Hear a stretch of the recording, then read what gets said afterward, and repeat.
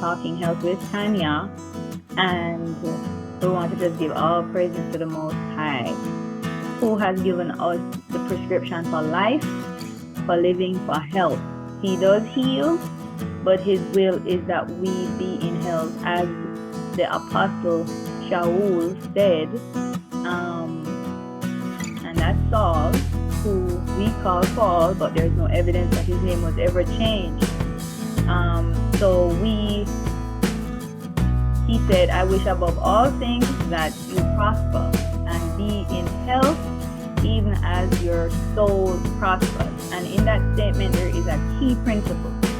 There's a key principle to health, not healing, health. Because the Messiah said, Yahusha said, when you go out, you will lay hands on the sick and they will recover. So you will heal people. But in many of the cases where He laid hands and healed, He said, your sins are forgiven you. And so there is a principle that is highlighted when it comes to health, and that is a principle of wellness and well-being. So you cannot have health if your soul, your mind, your emotions, your will is not prospering, abiding in peace and love and joy. If that part of you is not well, you ultimately will not be well. And so I want to just basically talk today about health and how we see health and how health really exists. So all the time, we might have a cold, or we have a fever, or we have our sinuses are congested and we're having sinus drainage. Whatever the symptoms that we're experiencing, we tend to call it sickness, and we associate it to sickness because of our limited view of the human body. The human body is one of the greatest creations. It almost exists in greatness, as does the universe. So just like how we are able to not ever understand fully the universe, we're always discovering galaxies, we're always discovering planets, it is something that we are discovering, not because it's not there, but because our knowledge is getting more expanded. Same thing with the human body. The human body is beyond science. And so there are some things that they know in naturopathic medicine that science is just picking up.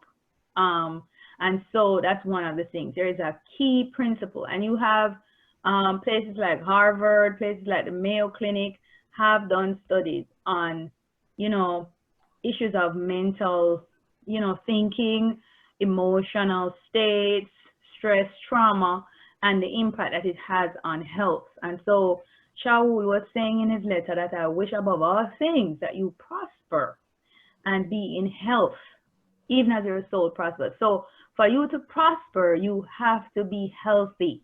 Because if not, you're going to spend all your wealth on regaining your health. So you have to maintain your health so you can enjoy your wealth. And for you to do that, you have to be prospering mentally, emotionally, spiritually. So there's the metaphysical part of you has to be well. And that is why the World Health Organization, in changing the definition of health a few years ago, they changed it to not just the absence of disease, so just not just the absence of sickness, but a state of wellness and well-being. So health is holistic. Health is your physical body, your mental, your mind, your emotional, your spiritual, your social, and your environmental. And so I want to talk a little bit about those, because I know a lot of Christians will be watching this, because it's called the Talisa Kumi Jesus Show, Jesus channel. And so obviously, Jesus' name is in it. So it's geared towards Christians. But there are a lot of misconceptions in Christianity about health, about a lot of things, but particularly about health. And although the Bible does not support the misconceptions that many Christian believers have, they still have those beliefs. And some of those beliefs are even encouraged by the Christian church. Okay? So, in the beginning, Abaya created all things. He said he created all things. He created male and female. He created the plants and the fish life and the animals, and he created them. He gave them to man for man to have dominion over them, right? And so Adam and Eve lived in a time when they were essentially vegans. They didn't eat animals. They didn't have to eat animals. Animals were created for their good pleasure, for them to have dominionship, to take care of them. Really, that's what the dominion meant, is to be a good steward of the earth. And so they didn't eat animals because they didn't eat their friends. Chances are they might have even, the animals back then might have even been able to talk. And so, you know, can imagine Adam saying, hey, Mr. Cow, I'm going to slaughter you today and eat you. So in the perfect scheme of things, men did not eat meat. At least if you believe the creation story, you didn't, you know, there was no eating of meat. And, you know, when you look at our teeth are not very sharp to tear meat and that kind of thing. But our digestive system is so intricate that it can digest small portions of meat, right? But essentially, you know, men didn't eat meat. We eat plant life. And in the natural world, plants carry a lot of essential things for man. Plants carry living energy. When you kill an animal, you kill its life energy. So when you consume that animal, you're really not consuming life energy. You're consuming just meat because it don't have any life in it anymore. Life left when you kill it. When you eat that plant, you are still eating life energy. So when you buy that plant in the supermarket, that plant still has color, it's still fresh, it still has life in it. So when you eat it, you eating life energy. You're taking life energy into your body. And science has, you know, caught up with naturopathic medicine and realized that the human body is a lot electrical. Every cell has electricity. Every cell operates at a different frequency. And so the human body operates with vibrations and electricity. And so energy is a big part of the human body and health. And so we can understand then when Shaul says, I wish above all things that you prosper and be in health, even as your soul prospers, because the scriptures also says, so a man thinketh, so is he. So whatever you think on, and that's why he said, think on things that are good, just, of honorable, you know, of good report. Think on good things, because whatever you think, however you think, whatever you ponder on, that is who you will become. And so you have people who say, I'm sick of this, I'm sick of this. And every day they say that about, you know, 5, 6, 10 times. Or they'll say, oh, I'm just so angry, it just burns me up, it just burns me up. And then, you know, they just run a temperature constantly. And doctors can't explain why they're running a temperature, but that's what they're thinking on. That's what they're pondering on. Science is now finding out what a lot of things have, you know, naturopathic practitioners have known for many, many hundreds of years, is that the root cause of most illness is metaphysical. So the other issues are, you know, contributing factors to ill health, but the root causes, which usually is fear, unforgiveness, bitterness, you know, resentment, negativity, and negative emotions, that's a big barrier to health. And so for us to be well, we have to be well physically. So physical is your physiological makeup now. So that's all your organs, you know, all of your physical structures, your bones, all of your systems. And so how you sleep, how you eat, how you exercise, all of that is your physical. Water you drink, the air you breathe, all of that contributes to your physical health. But it comes into alignment with the whole of you, because you're not just physical. You can eat healthy all you want.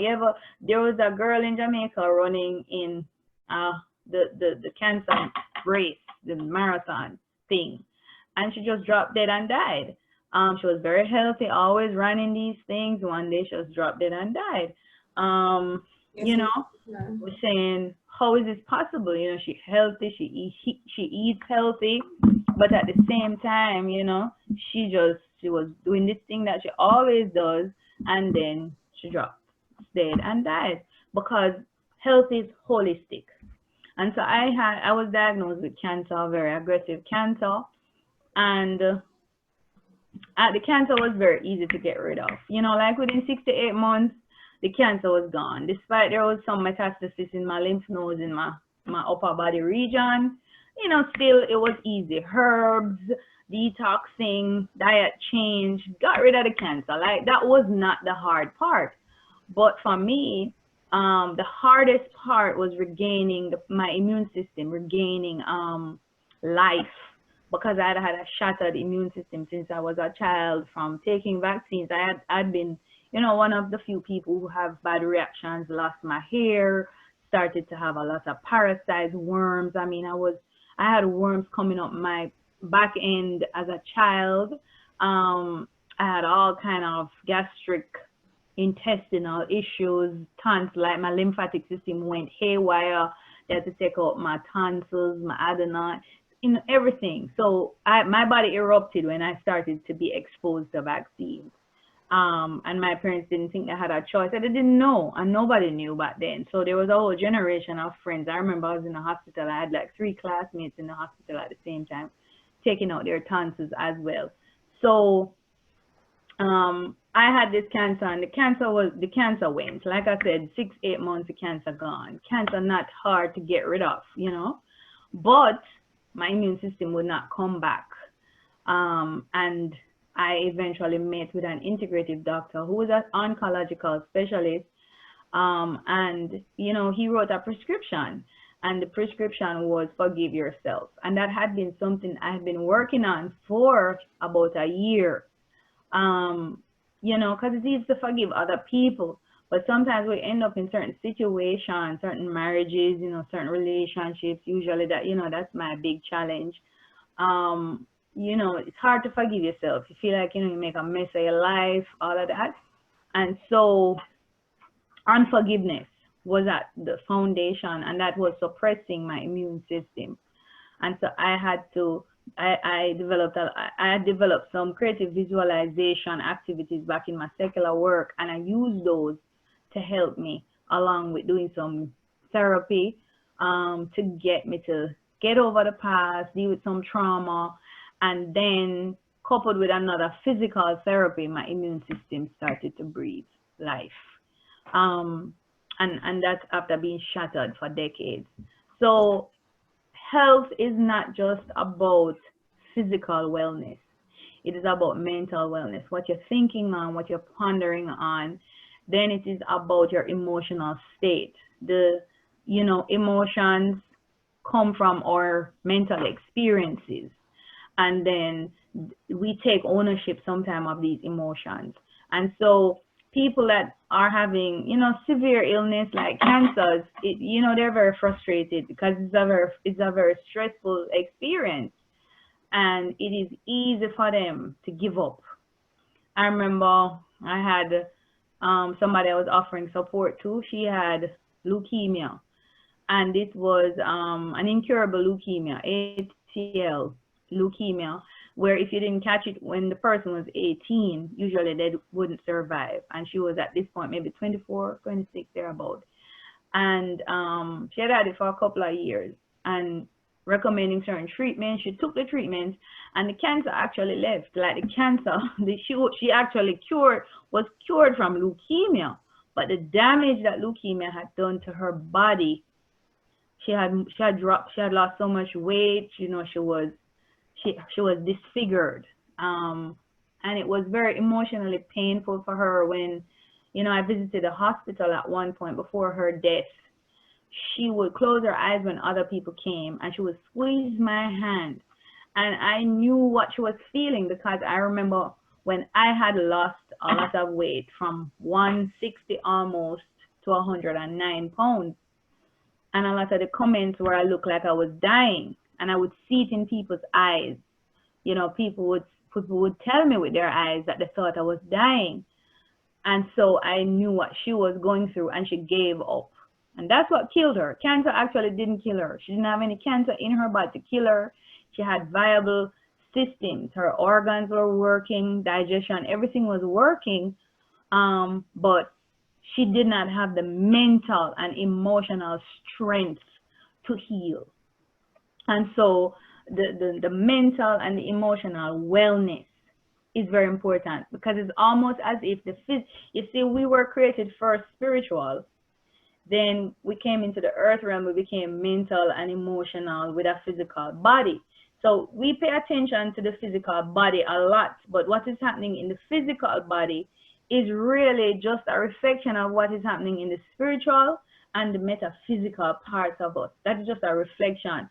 So I tell people, I don't like to be controlled by anything. I don't like to be controlled by a man in a relationship. I don't like to be controlled by food.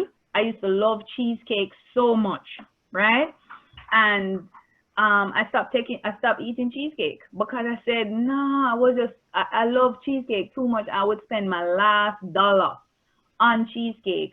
And so I said, I'm going to stop eating cheesecake. And that's what I did. So I stopped eating cheesecake because it controlled me. And so a lot of people who have self-control issues with food have self-control issues with other parts of their life. Even if it's not manifested yet, self-control is their issue.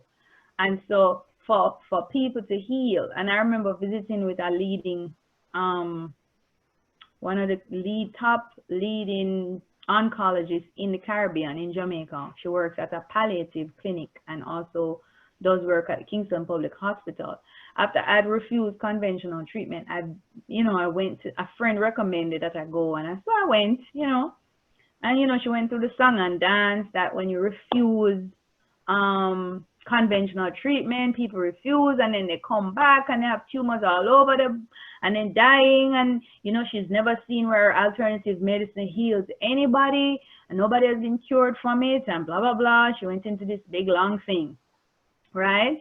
And when I left, I started to feel real weak, and so I called my father, and my father said to me, pull over wherever you are. I was on the toll road. He said, pull over, pull onto the side of the road, start to pray, and vomit up or spit out everything that woman has just spoken into your soul, because she spoke death into you, and if you're not careful, it will take residence. And so I pulled over, started to pray, really felt like something was inside of me, and I just kept praying until I really vomited her words back out of my soul. And so the point with those two stories, with Sadie and with that doctor, who I will not mention her name, despite now I hear she's so big on natural therapies and how they work, is that your emotional and your mental dictate. And sometimes I said to her, Jamaicans will have a challenge healing from diseases like cancer because of the mental strength that you have to believe. You have to just believe.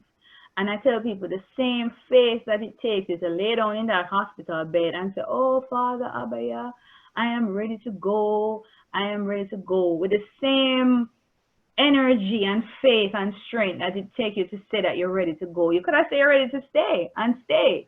When I was diagnosed, I decided a few months later, after the fear factor, because the fear factor jumps on you, and I decided that I was not going to die. I have 2 babies to live for, and I decided, yes, it is a decision. I have a client right now, and I've said to him, you have to decide. I can do so much. I can recommend, I can talk, I can guide, I can be that light, but you have to decide that you are going to live. If you haven't made that decision, then TANYAH cannot help you. The Father cannot help you, because he only moves on our faith. And so your emotional and your mental state is very important. So that young lady died a couple of weeks later from leukemia, but really not leukemia, because when the blood tests were done, there was no trace of leukemia in her body. the therapist had worked that good, but she was not recovering because her mental and her emotional, she had given up. She might have looked in the mirror or something and just did not like what she saw, because she did look very scary at that point, and I understood. And that is why we have to be very careful when we're dealing with people with health issues. We have to watch this. The life and the death is in this. And I remember an aunt said to me when I had lost a lot of weight, she said to me, she was telling me about a friend that just died from cancer. She was going into the story, and I just thought it was very, it's just very not sensible of her to do that, because I'm struggling with this. I'm healing from this thing, and here you are telling me the story of this friend and how you're sad, and then looking at me with these you going dead eyes, right? So we have to be very careful, because those things impact the mind and the heart of somebody who is dealing with a dis-ease and trying to heal and recover their health. So that's the mind and the heart. The will is also important, and I spoke about that. You have to decide that you're going to live. If you decide that you're going to heal and you're going to live and regain your health, then that's what you're going to get. But you have to decide it. That's why the Father said, if you have faith as a mustard seed, and anything you ask him, he will do it. And we don't get, he said, you don't receive because you don't ask. And he said, sometimes when you do ask, you ask amiss. You ask for some things that you don't even need, or you're asking because you want to use them for pleasure instead of a purpose. And so you have to decide. Your will has to be health. And that's why a lot of people don't change. They're obese, they don't lose the weight, because their willpower is weak or non-existent. They've not decided that they want to be small. If you have not decided that you want to be slim and trim, you're not going to be slim and trim. You're going to eat the same things. When your will is in agreement with your mind, then things happen, right? The spirit is always going to know the right way, but it's not always going to be the strongest part of you, and it will be overpowered. So when you say all in favor, the spirit hand up and nobody else hand up, and it's through the door, so that don't pass.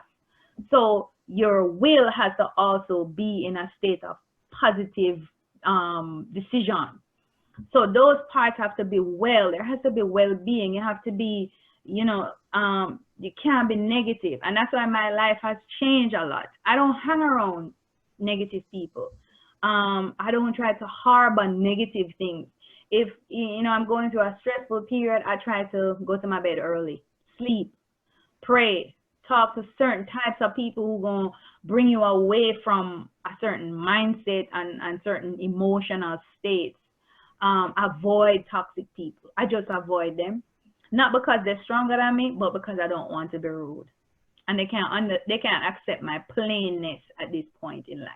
So I avoid them, right? So the next part of your wellness is your social wellness. And when I talk about social, I talk about educational, religious, relationships, just your living outside of yourself.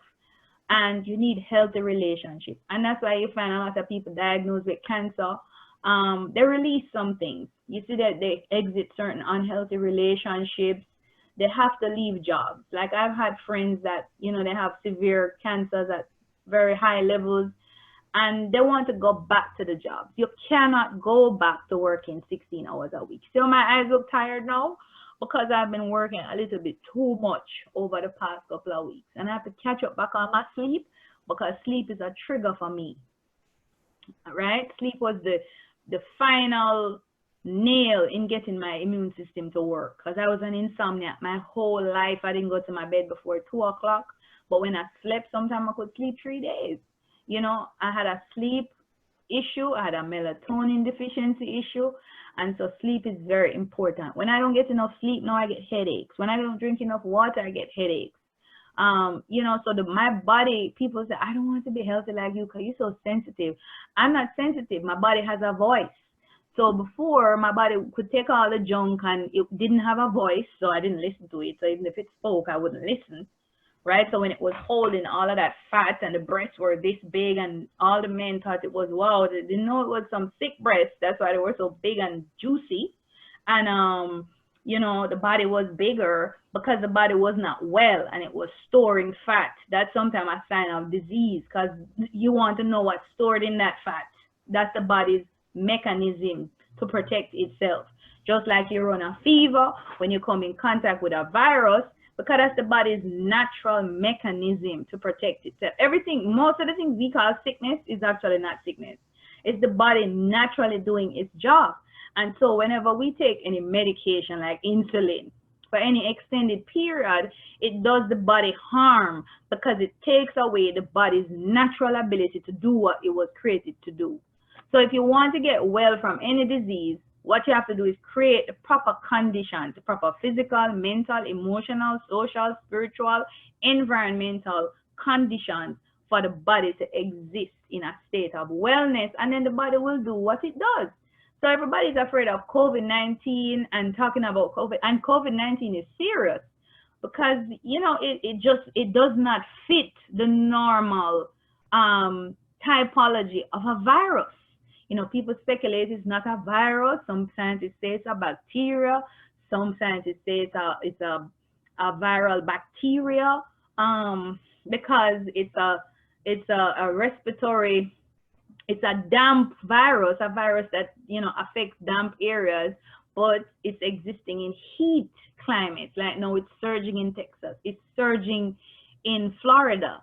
So people are like, what is this? So it's not that it's not serious, but the fact is everybody is not dying like Ebola kills everybody. It's not killing everybody all together at once. So it means then that health is a big issue. And so creating a state of wellness for the body is important because you're going to come in contact with it. The looks of it, either going to come in contact with it through a vaccine, or you're going to come in contact with it through it being in the air with a person. But one way or another, if you're living in this time, you're going to come in contact with COVID-19. And so you're going to have faith, yes. No plague and pestilence shall come nigh my dwelling, but you cannot quote scripture and claim promises when you're walking in disobedience. Man's lifespan has decreased so much since he became a meat eater. And, we don't want to admit that. Worse, we're eating unclean meat. We're eating meat that the Bible said unclean, not because it was a bad animal, like the animal was bad, but because the animal's job was an unclean job. It's like the garbage man. The garbage man don't go home and don't bathe. He has to get off that truck at the office, wherever the truck goes, and he showers. I'm sure there's no garbage man that the clothes he wore picking up garbage he wears home, or even go home without showering. He's going to shower because he's filled with bacteria and germs from the garbage that he's collecting. Same way with these animals. They are garbage collectors. So when the Father said, when Abaya said, don't eat them, it's because they are garbage men. They're garbage animals. They're scavengers. They're eating dead things. They're filled with bacteria. Their metabolism, their body functions counterproductive to a human. So don't eat them.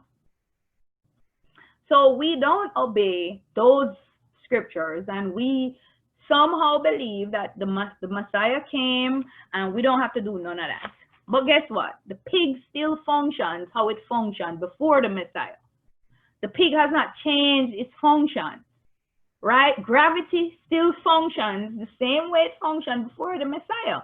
There is no law that has functioned differently. The Messiah, the only law that is now functioning differently is the fact that we step into our eternity when we accept the payment for our sins and get back in relationship with our Father, right? So we have to be in relationship with him to cross over, and it has to be a good relationship. That's why I said, depart from me, lovers of iniquity, I knew you not. So you knew me, but I didn't know you. Me and you wasn't in no relationship, right? So we misuse and we abuse the word, and then we teach children. And so mothers are killing off their husbands and their children by the food they feed them. And even today, I was sorely chastised by my husband for having some things in the house that I shouldn't, and I really shouldn't. I've had them, but I have a stockpile that I call emergency food. And so somehow, they're getting in the stockpile and eat, and it shouldn't be, because I am not in the business of killing my children. I'm trying to give them a legacy for life, right? And so your social is very important. So you cannot say you're taking care of the physical and you're not taking care of the social. You have to be taking care of your relationships, the toxic environments that you exist in, right? On the job, your own social skills and your interpersonal skills, and the way how you deal with people can determine, your level of peace. Also, social, take into account your financial situation. A lot of people are of the opinion that when you eat natural and you eat healthy, it's expensive. That's a lie. That is a lie. What do you love to say? A lie from the pit of hell. Because when you go to the Carnation Market, you cannot carry $5,000 worth of bag of food in a Carnation Market. You can't carry it. You have to get a cart for $200 to go back to your car. Because $5,000 buys so much things, especially when you don't go on a Thursday or a Saturday morning. You go on a Sunday, the dash it will give you. You go on a Saturday night, it's a throwaway, right? So you cannot, but because we are used to going into a supermarket and pushing a trolley, because we want to feel like we're special, we want to waste our money. I moved from spending about $80,000 a month on food to spending not even $25,000 a month, because I tell you, can't carry $5,000 worth of food. It's too much food. And fresh food is something you have to go to the market every week or every 2 weeks and get. And when I'm going to the market, I'm getting like 20 pounds of carrot, 20 pounds of beets, that kind of thing. So eating healthy, it's a myth. It's a lie. First of all, banana grow too easy in Jamaica. Color grow too easy, and healthy food is there and you can plant it. So it's the social, the way we are cultured to think we have to push a trolley. But if your financial situation is not healthy, you're not going to be healthy. And sometimes when you sit down and check up how much box food you buy, how much unnecessary clothes and shoes, the poor stewardship of your money, that will make you sick, and then you're not taking care of your body.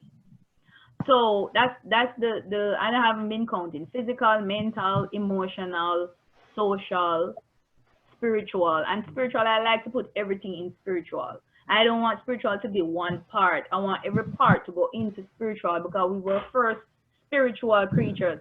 We came into this earth and we live in the physical, and we interact mentally, emotionally, and socially, because we're in a physical body, but we are essentially spiritual. And that's why when we die, we don't die and disappear as some people teach, because the spirit that is in us cannot disappear. It is eternal, right? Then we have to be environmentally well. Some of us live in polluted places like Portmore. So we have to plant trees. The environment, we should have been taking care of the environment. We haven't been doing that. So now the environment pretty much in most places is not well.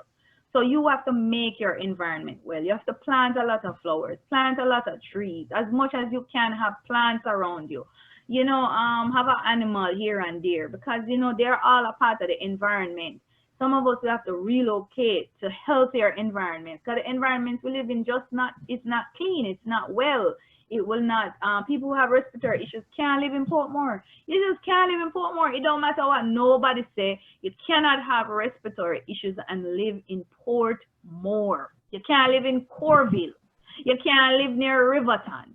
It's just facts. With all those factories along Spanish Town Road, you just, common sense. No matter what you do, you're going to always be agitated, because the environment. So the environment dictates your wellness. And environment is not just outside the trees. It's also coming into your home. Sometimes the products you use to clean your house, the chemicals, destructive. And so you have to now create an environment of wellness. And so for us to be healthy, and that is the aim is health. Healing is, we have to get healing when we are at when we're having a dis-ease, but our aim and to recover from the dis-ease, we have to aim for health. So we're gonna have to do some urgent things. You know, like I know somebody right now with rectal cancer, and you know it's in a position they might have to take out the thing because it's obstructive. You know, God forbid they have to take out the whole thing. You know, but then you have to respond immediately to that crisis because now it's a crisis. But the aim is to health because you take out one thing, if you don't get to the root of the health crisis, you will end up having that issue again. All right? So I know my triggers. And I've said them. If you were listening to me, you would hear them. I started to erupt when I took vaccines. When I did a chemical sensitivity test, they said I reacted to every chemical on the spectrum. So if I had tried to do chemo, it would have killed me in 2 to 3 weeks, the doctor said, because I'm very chemically sensitive. You know, my skin reacts to things that other people, you know, don't react to. I'm a very sensitive person. I think because spiritually I am very sensitive. My spiritual meter is very high. So it manifests in the physical. So people like a John the Baptist, you know, his prescription was he had to eat natural. He lived out in the bush away from toxic people, toxic food, because the work that John was called to do, he could not, you know, his mental state could not be affected by others. He had to kind of be a loner. And some of us are called to that kind of life because of the purpose that's on our life, right? And so health means that we have to look at all of the dimensions. So if there's somebody out there and you have cancer, chances are there's some unforgiveness under the belly of that thing. You know, and unforgiveness manifests as bitterness. You know, you see a lot of people, especially in church, some women, they're very bitter. They come like bad dog. That's what I call them, bad dog and church police. Everybody business is their business. And they never have a smile on their face, and they always look like they're wearing a tight panty. You know, they're bitter. They have a bitter liver. They have to detox their liver because they're so bitter. They have a lot of unforgiveness inside of them for all kind of things. They tell us that then dead grandmother and then great grandmother did, and all kind of unforgiveness. So unforgiveness is a root issue that's at the root of a lot of disease. Fear. You know, fear is a #1 killer. Fear, and fear causes anxiety. So you see anxiety being reflected, the root, look at the root spirit or the root emotion is fear. Stress. You know, there is first time old people say stress never kill nobody. Clearly they never had social media. Stress kills millions of people every day. And so for us to be well, we have to think about our physical, our mental, our emotional, our social, our environmental, and we have to understand that all of that sits in our spiritual. And so I would say to be well, we have to get our spiritual person strong. He's strong, but we have to release him and allow that spiritual person inside of all of us to rule.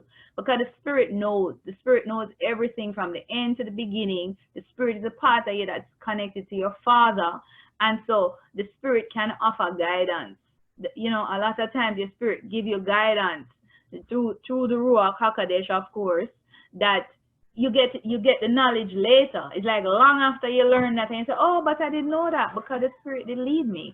You know, and some people say a voice tell them, don't disrespect the spirit. It's not a voice, it's the Ruach HaKodesh.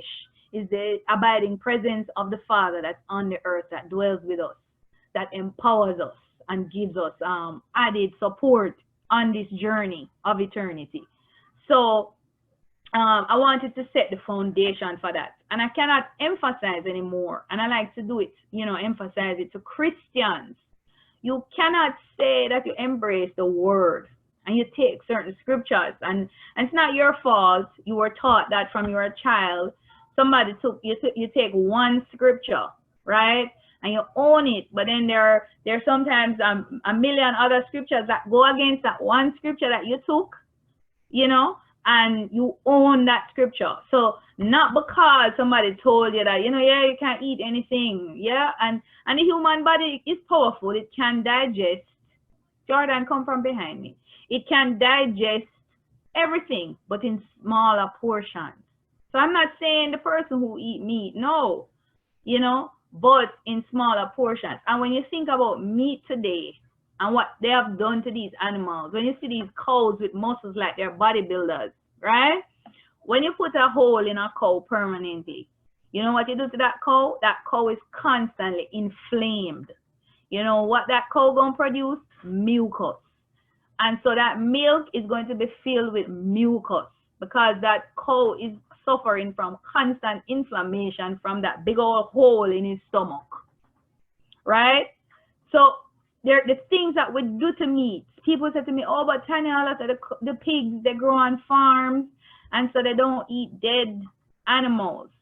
They do eat dead animals because the pig feed have chicken, ground up chicken in there, ground up all kind of dead animal, grind up. And sometimes they give that feed to chicken. So chicken who's supposed to not eat other animals, eating other animals. Goats who not supposed to eating other animals, eating other animals. So you eating an animal that is going to a total state of confusion.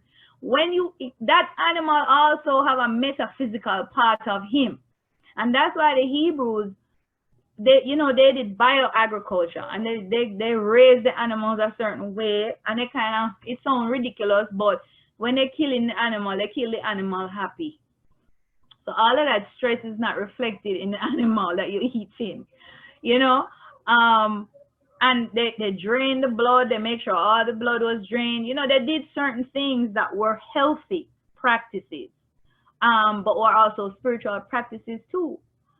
Because we always say power is in the blood, life is in the blood. So whatever, if that animal had that disease, it's in the blood. You're eating back that animal, you're eating that dead energy, that disease that's in that animal. And so although those pigs grow up in a certain environment, you think the feed that you're giving them still have dead animals in there. They're scavengers. Their body was created a certain way, and because their bodies were created a certain way, it's not fit for human consumption. And that's why pork has this very negative effect, especially on people of color. People of color are very much affected by eating meat, but also eating biblically unclean meat. And that's why when you eat it, after a while, it starts to look like it. You go in the meat shop and look at all the people who buy a lot of pork.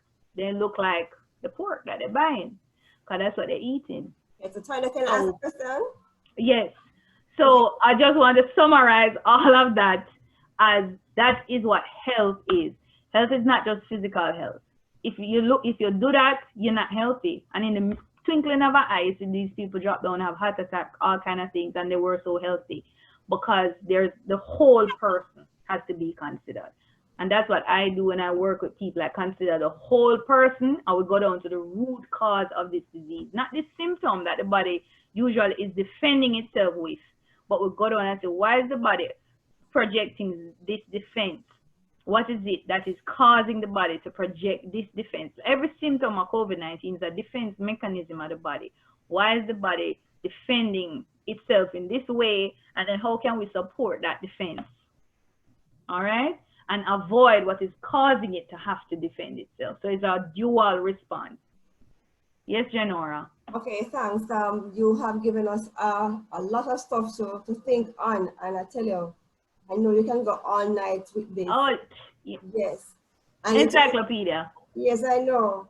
But, something you said resonated with me, because I remember I had a friend from Texas, and he had cancer. And he was bigger, but he changed his diet completely. And he was always aggressive with me to say that I need to change my diet.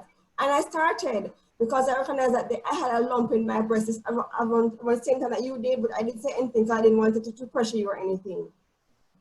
And I started to change my diet about when you were in your advanced state, about after you left Jamaica, I changed my diet. And I realized that when I started to drink a lot of herbs and change my diet, my whole thought process was like heightened. I felt much, I could think clearer, things I could discern more clearer. When I went to class, I was like clicking. But the moment I regressed last year, December, and started to eat like cake and ice creams and pizza and those things, and I started to feel the pain in my breast more. And I started to feel, you know, put on the weight and stuff. And I actually, my body speaks to me right now. My body tells me when I'm eating a certain food, which is not good for me. For instance, ice cream. I can't eat ice cream 2 times per week. Right? Especially this week, my body told me, you can't eat ice cream 2 times per week. I can eat maybe 1 cup for the week. If I eat 2, I get the warning signals, like severely. And he said to me the same thing you said about meat is not meant for colored people. But I couldn't understand him, you know, because he was so aggressive, but and passionate about the herbal life. It was like it consumed him. So sometimes he had no tolerance for me because of my eating lifestyle. So I want you to possibly explain, if you can, a little bit more in depth about meat is not for colored people. All right. So every race has, people think that, oh, we all have blood, so we're all the same. No, that's not true. That's not true. Let's use an example. Marijuana. Let's look at weed. Because we're Jamaicans, so we know how we react to weed. If you give a weed, if all the way that smoke a spliff, you have a white man, you have a Chinese man, you have an Indian man, you have a African, native African man, you will see different reactions to that person smoking the weed. Why? We all have different cardiovascular networks. So even Indian people, you know, small Indian people, what we call Coolia, Jamaica, they're prone to heart disease a lot. They're prone to strokes and heart attacks because they have very fine networks, fine veins, and you know, they have smaller arteries. That's just how they are made. So the different races of people, if you look at Caucasians, you and a Caucasian will be in a room and they turn up the AC to you are freezing, like, you know, but they're perfect because their makeup requires that they abide in these high temperatures, and so they can deal with this high temperature. And that is why a Caucasian can eat pork so much and it has less of an effect and less of a negative effect over time. It does have an effect because it ages them. And that's why they tend to they say black don't crack. It ages them physically more than us, but it does not harm them internally as quickly as it does us, because a meat like pork, we call it in naturopathic medicine, we call it a hot meat. It's the only time, if you do eat it, you should eat it when it's cold because it emits heat in the body, right? So when you eat it, it causes overheating of the gastric system, the intestines, and the liver. But because they run hot, they're okay because they always need that AC. So they have that, they're good. It doesn't affect them like it affects us, but it really affects everybody. And so we have to understand that small portions of meat is good, but when you look at somebody that has cancer, you can't break down protein the way how you used to. And the truth is, we don't break down meat protein, the way we were taught that we break down meat protein. If you go to Africa and you look what grow in Africa, what grow in Africa? A lot of root food, yam and cassava, things that go underground, right? Them look healthy and strong like us. The rice that grows in Africa is black. The rice that even in some parts of the Caribbean used to have we call it wild rice, it's black like us. That's the rice we should eat. When you eat white rice, what it do? It swell you up. It doesn't do that to the Asians. They can eat rice so much and they're fine. Noodles and they're fine. We eat it and it blows you up. It causes us to produce gas. It causes us to have a gassy liver. It swells up our abdominal area. right? So we get obese, and a lot of us just have this abdominal issue that we cannot get rid of because of the food that we eat. We have to understand that in the modern age, like Jamaica was a major producer of milk back in the day, like back in the 30s, 40s, major producer. But then bigger countries said, you're not giving your cows certain injections, and so they brought us out of business. And that's how they end up dumping all that milk powder on us back in the 70s till we didn't have to buy milk powder, right? So the fact is we are not made to digest certain things. Black people tend to be iron deficient. That's why you see a lot of the foods in Jamaica, you always see they say iron fortified, iron fortified. Here, a lot of the food is vitamin D fortified because, Caucasians, they need a lot of vitamin D. But surprisingly, people of color in the US are more vitamin D deficient because they don't want to go in the sun. They love the AC. They hate to sweat. It's a sin to sweat. And so they don't understand when you don't sweat, you put pressure on your kidney and your liver because sweating, it helps to balance the kidney function, right?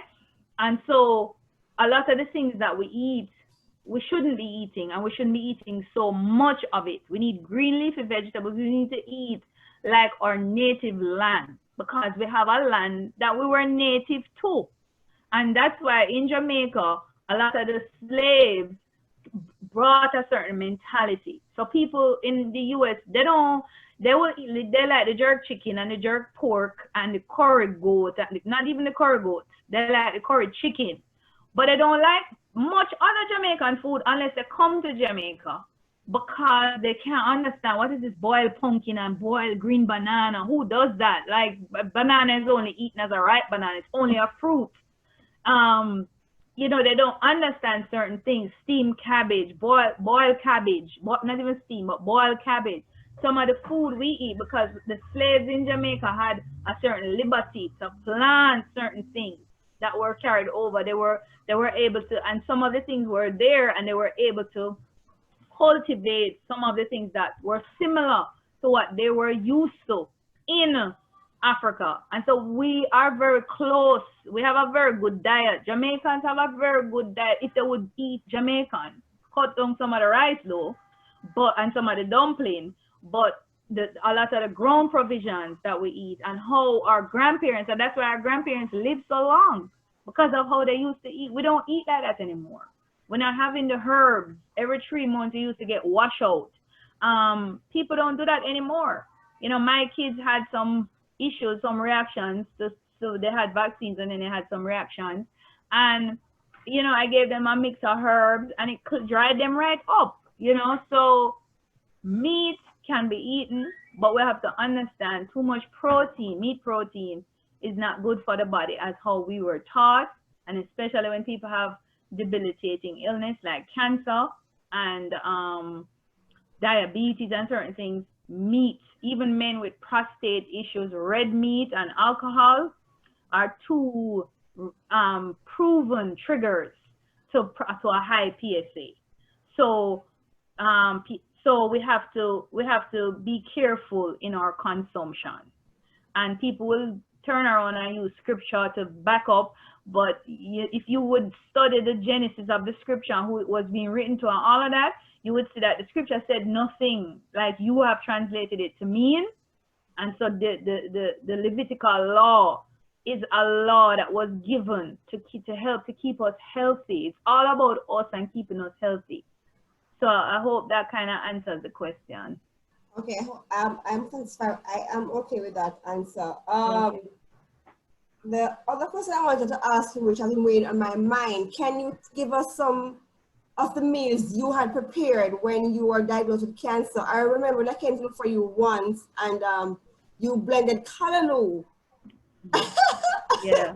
So tell us some of the meals you had during your process and the effects it had on you. Yeah. When I was recovering, I had a lot of juices because when somebody is it depends on the stage of illness you have, but sometimes you want to Want to have a lot of juices because you're getting the nutrition straight away. You know, you don't have to go through digestion and breakdown. So you juice and you get that, but you still need bulk and fiber because if you know you're juicing all the time and then you don't get bulk, sometimes the intestine walls will suck on each other because they have suction, and you can get intestinal collapse. They can suck on each other and suck them in, and that can be dangerous too. So you need bulk and like fiber, calcium, husk, stuff like that. But I did a lot of juicing, like color juice I just said with ginger and lime and honey. Because the chlorophyll, chlorophyll is good to absorb toxins and toxic material. One of the things I realized when I was recovering, I was very toxic. Um, I was very toxic. And when you look at the vaccine schedule that kids get, it's a lot of mercury. It's a lot of mercury and a lot of the level of mercury and aluminum that you get in vaccines alone is deadly. You would get, if you drop that amount in the dirt, they would lock you up for a crime, big crime. But then you give this to children, to babies. And so while you're getting these viruses and some of them work, a lot of these heavy metals now are trapped in the body because the body says, what's this? I don't know what this is, so I can't digest it because it's not digestible, and I cannot filter. I don't know what it is, so